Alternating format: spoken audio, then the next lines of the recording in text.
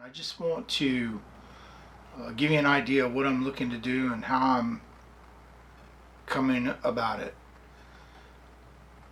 I've been homeless and addressless before. Um, Part of that process is just not having a place to live, but still have other functions, transportation, work, income, just not enough income for where I lived to be able to afford it. Um, for example, in Orlando, Florida, that place is crazy expensive. And I was there not by choice right after COVID. Um, that's where I needed to go to try and find work, and didn't work out well for me. But nonetheless, I met a lot of people that were homeless, that were addressless, and didn't have the resources that I had. Um, when I say homeless, I'm talking about living under the overpass or sleeping on the sidewalk, um, staying behind some strip malls and just sleeping back there when the cops wasn't coming by to run them off. Um, and it made me really grateful for my abilities to be able to A, navigate the situation, and B, just continue going until I could get better or different. Um, it was quite an experience, especially sleeping in the car sometimes. Mainly though, I slept in tents or a hotel, because I did have income. I had a way to make money. But the camping part I loved, don't get me wrong. It was a big adventure. Um, Got to do a lot of photos and just do a lot of stuff out in the woods that I like to do. But nonetheless, some of the people that I met along the way wasn't having such a good time. For example, we met a couple that was in their late 60s, mid to late 60s. They lived in a van, and this van was just a mommy minivan. It wasn't like a camper van or something like that. And how they were living was they got their Social Security check, and that paid for them to camp for the month at various campsites. And then for their food money, they were doing some online survey stuff where they'd make a few coins, but it was enough for them to eat. But God forbid if they got sick. I mean, they're stuck in this minivan with no options. And I just found that just incredible. We see it all the time. We see the guys sleeping under the bridge or standing at the on-way ramp to the freeway, with their signs, or at the local Walmart. The big one now is the local Walmart.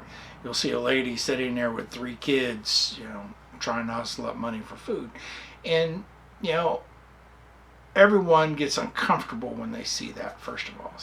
So, and the reason being is because half of this country, if you're looking at the second week or the third week of the month and you lose your paycheck, the fourth week of the month you're desperate, because the first week of the next month you got some big bills coming, rent for one, or mortgage, or whatever.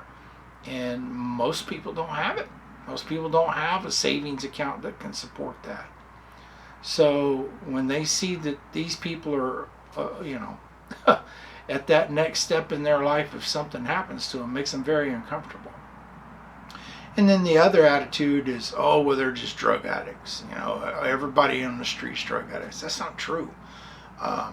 When we were living in the hotel, because I lived in a hotel for 6 months, and I say a hotel, a studio hotel. When we lived in the studio hotel, there was parents there with their children, and there were so many children in this particular hotel that the school bus would come and stop in front of the office and pick up all these kids, which I just it flabbergasted me. Families are living, 2, 3 kids, mom and dad, 2, 3 kids combination, living in a one-room hotel room. They're safe.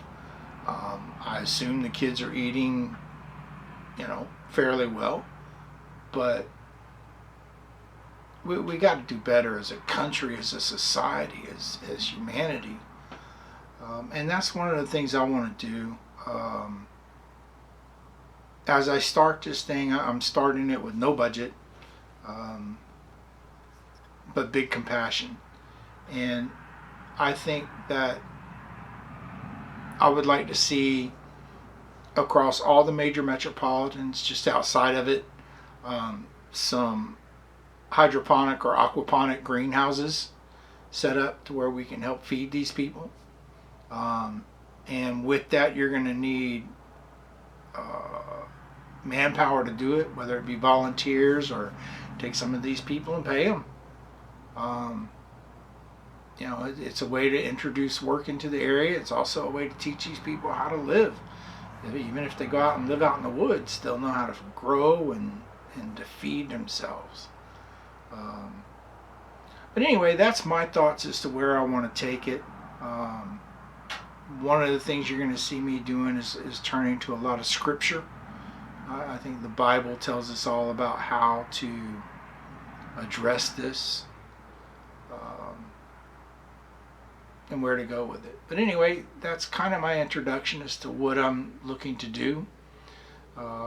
You will be seeing more videos from me as I get deeper into it. I've never run a non-profit organization before, or a ministry. So this is all new to me.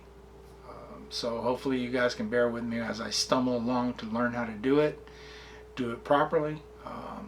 Perhaps I can reach out and get some volunteers. I need board members that know what they're doing. So if anyone's interested in that, hit me up. I'll leave all the links below, email address, that kind of stuff, so you can contact me direct, or you can DM me on the social medias, because this will be on all the platforms.